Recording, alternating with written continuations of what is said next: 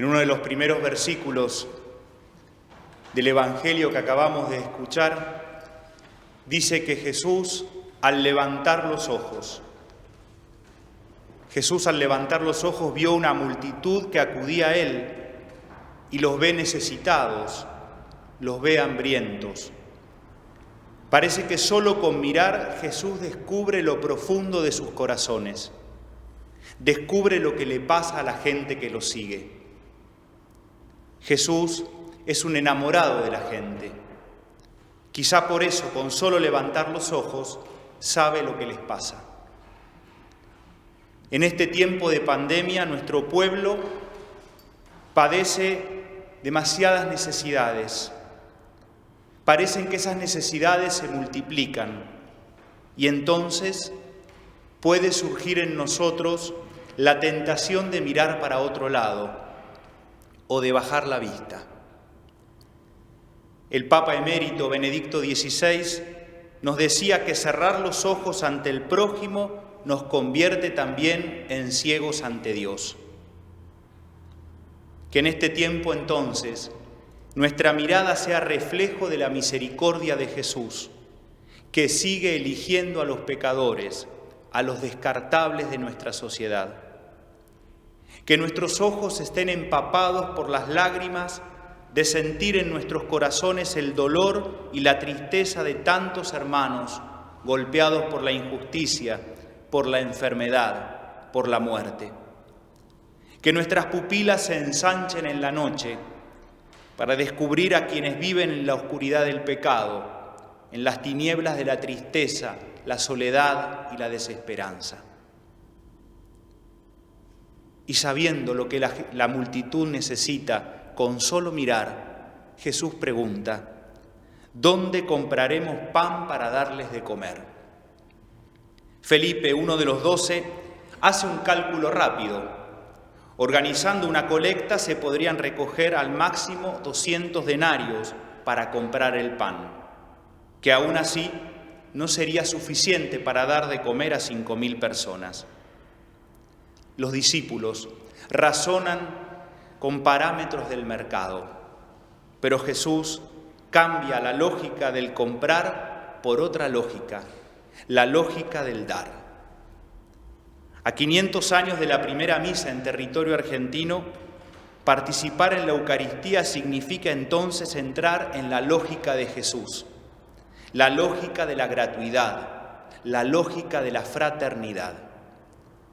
Recibir la comunión significa recibir de Cristo la gracia que nos hace capaces de compartir con los demás lo que somos y lo que tenemos.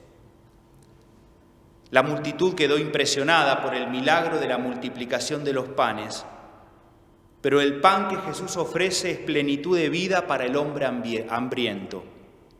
Jesús no solamente sacia el hambre material, sino el hambre más profundo, el hambre de sentido de la vida, el hambre de Dios. Nos hemos acostumbrado a comer el pan duro de la desinformación, el pan viejo de la indiferencia y la insensibilidad. Estamos empachados de panes sin sabor, frutos de la intolerancia.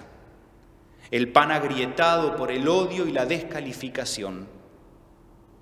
Como nos invita el Papa Francisco, digámoslo con fuerza y sin miedo: tenemos hambre, Señor. Tenemos hambre, Señor, del pan de tu palabra capaz de abrir nuestros encierros y soledades. Tenemos hambre, Señor, de fraternidad, para que la indiferencia, el descrédito, la descalificación no llenen nuestras mesas y no tomen el primer puesto en nuestro hogar. Tenemos hambre, Señor, de encuentros donde tu palabra sea capaz de elevar la esperanza, despertar la ternura, sensibilizar el corazón, abriendo caminos de transformación y conversión. Tenemos hambre, Señor, de experimentar como aquella muchedumbre la multiplicación de tu misericordia y partir y compartir la compasión del Padre hacia todas las personas, especialmente hacia aquellos de los que nadie se ocupa, que están olvidados o despreciados. Un versículo más adelante nos habla de un niño que se acercó con 5 panes y 2 pescados. En la lógica del mercado eso no alcanzará nunca para dar de comer a una multitud. Pero en la lógica de la fraternidad y del compartir, esos panes y esos pescados son mucho. En este tiempo de pandemia, ante el sufrimiento, la soledad, la pobreza y las dificultades de tanta gente, ¿qué podemos hacer nosotros? Lamentarnos no resuelve nada, pero podemos ofrecer eso poco que tenemos, como el niño del Evangelio. Seguramente todos tenemos alguna hora de tiempo, algún talento. ¿Quién de nosotros no tiene 5 panes y 2 pescados? Todos lo tenemos. Si estamos dispuestos a ponerlos en las manos del Señor, bastarían para que en el mundo haya un poco más de amor, un poco más de justicia, un poco más de alegría. Dios es capaz de multiplicar nuestros pequeños gestos de solidaridad. Que celebrar en este duro contexto de epidemia estos 500 años de la primera misa nos anime en el deseo de compartir lo que somos y lo que tenemos, para que realmente todos se sientan invitados a la mesa grande de la Argentina. Este 1 de abril esperábamos estar en San Julián y allí vivir 3 días de encuentro y celebración. Ser muchos venidos de toda la diócesis y de otros puntos del país y del extranjero. Puede haber en nosotros un dejo de desazón y de tristeza, un sinsabor, como el de los europeos del siglo XV, que salieron a buscar las especias, que eran el oro de la época, lo más valioso, para condimentar sus alimentos, para perfumes y para remedios.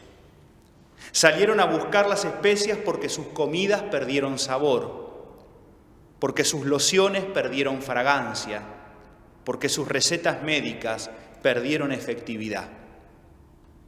Nosotros también, como país y como Iglesia en estos 500 años, hemos perdido mucho. Perdimos esperanzas, perdimos oportunidades de desarrollo, perdimos tantos hermanos. Y así, o nos quedamos llorando sobre la nostalgia de lo que alguna vez fuimos o tuvimos, o perdemos también los miedos.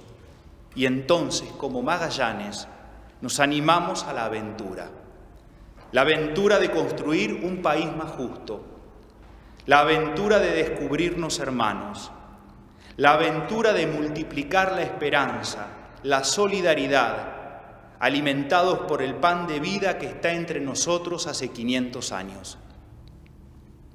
En estos meses de preparación, trabajando de manera articulada con el Estado provincial y la Municipalidad de San Julián, todos hemos aprendido a soñar grande como Magallanes y a vencer los miedos. Soñamos con encontrarnos los distintos, sin miedo a intercambiar opiniones. Soñamos con trabajar desde el consenso, sin autoritarismos o bajadas de línea desde afuera. Soñamos que nos podíamos reencontrar en el presente, pidiendo perdón por las heridas del pasado. Soñamos con una fiesta de los 500 años, donde todos se sientan parte, especialmente los jóvenes, sin miedo a sus ideas y a sus expresiones culturales. En todo este tiempo recuperamos los sueños y perdimos los miedos. Que este sea uno de nuestros grandes aprendizajes. La gran hazaña de Magallanes y de Elcano se coronó con la primera vuelta al mundo. Nosotros no dimos la vuelta al mundo como ellos. Tampoco la vuelta al mundo en 80 días, como la novela del francés Julio Verne. Ni siquiera pudimos por la pandemia realizar la innumerable cantidad de actividades programadas en San Julián. Pero igual estamos ante un enorme desafío. Dar vuelta mi mundo, dar vuelta nuestro mundo, dar vuelta nuestra Iglesia, dar vuelta nuestra Argentina. ¿O nos quedamos dando vueltas sobre nosotros mismos, mirándolos en ombligo, girando en falso, alejados de la gente, adentro de los templos o de las oficinas públicas, o como Jesús, caminamos en medio de la multitud?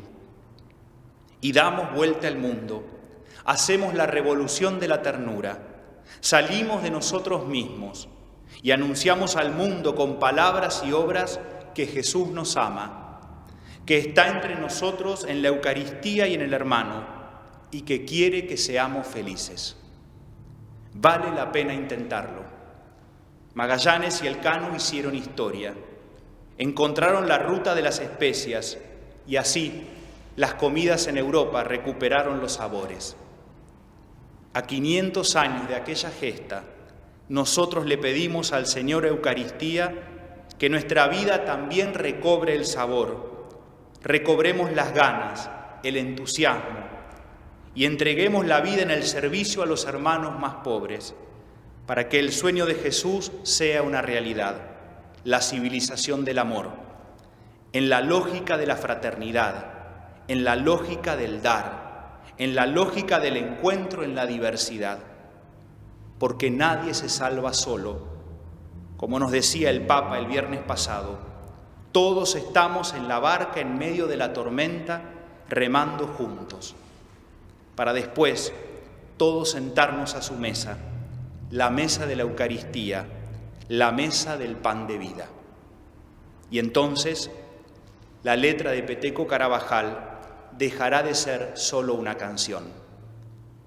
Yo quisiera que en mi mesa nadie se sienta extranjero, que sea la mesa de todos, territorio del encuentro, que sea mesa de domingo, mesa vestida de fiesta, donde canten mis amigos esperanzas y tristezas.